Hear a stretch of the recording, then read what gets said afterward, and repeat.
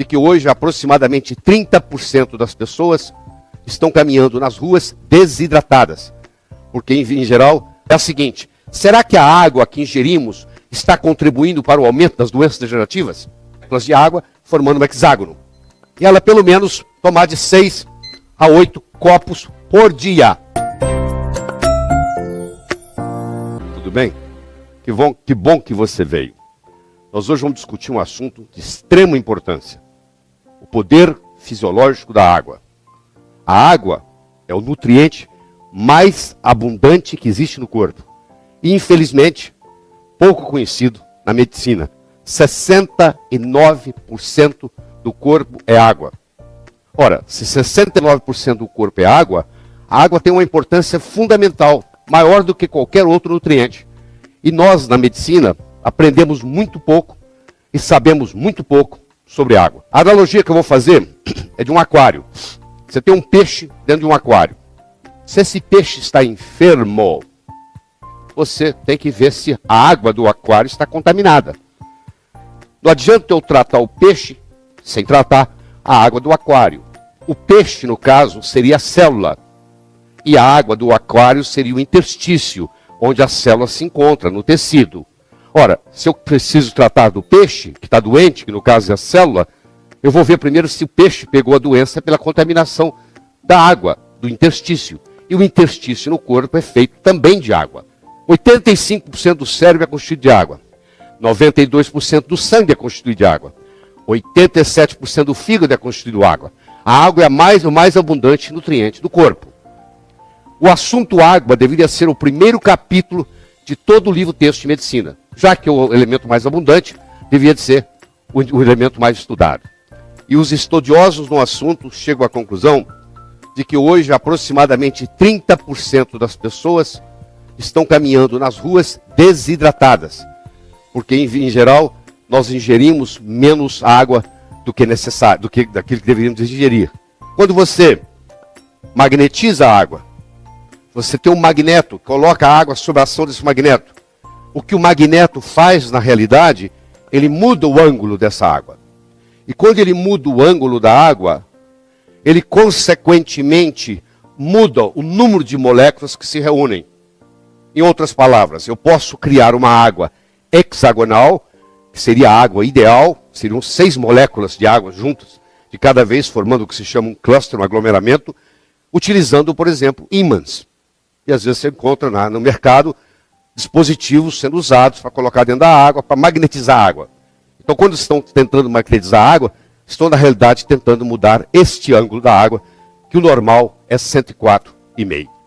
Os estudos mostram que a água hexagonal ela é muito mais benéfica ao corpo do que a água formada na forma de pentágono.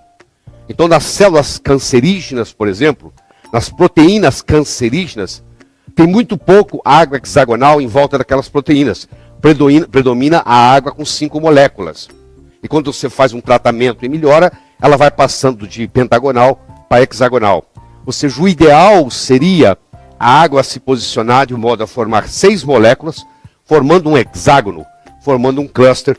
Como vocês estão vendo aqui, a água dispositivo aqui do oxigênio e do hidrogênio, os ciclos maiores sendo o oxigênio, os ciclos menores sendo o hidrogênio, e você vai vendo aqui que elas se colocam numa posição hexagonal. O Dr. Mu-Sik Jeon, que é um sul-coreano, uma autoridade em água no mundo, ele afirma que a água que circunda as proteínas anormais, causadoras de câncer, tem uma diminuição significativa do número de estruturas hexagonais.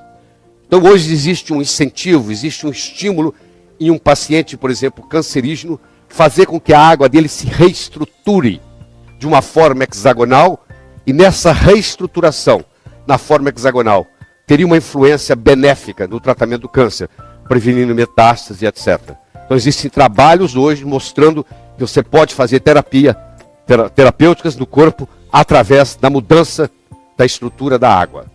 Todas elas são H2O, mas a estrutura faz a diferença. Para nós termos vida, temos homeostase, temos equilíbrio, nós precisamos da existência de oxigênio, para os seres aeróbicos, precisamos da existência de água, nós não ficamos sem oxigênio nem 3 minutos, Se faltar o oxigênio por 3 minutos ou mais no cérebro, nós já podemos ter lesões irreversíveis. Nós podemos ficar 2 meses sem comer, mas depois de 10 dias sem água, corremos o risco de morrer desidratado.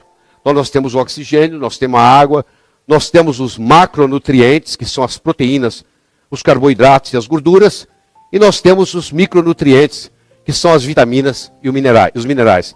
Essa composição proporcional adequada faz a vida e mantém a saúde. Ou seja, à medida que nós envelhecemos, nós estamos mais propensos às doenças, em geral. Um indivíduo de 18 anos raramente vai doente para o hospital. Um indivíduo de 78 frequentemente está no hospital doente com alguma enfermidade. Que enfermidades são essas?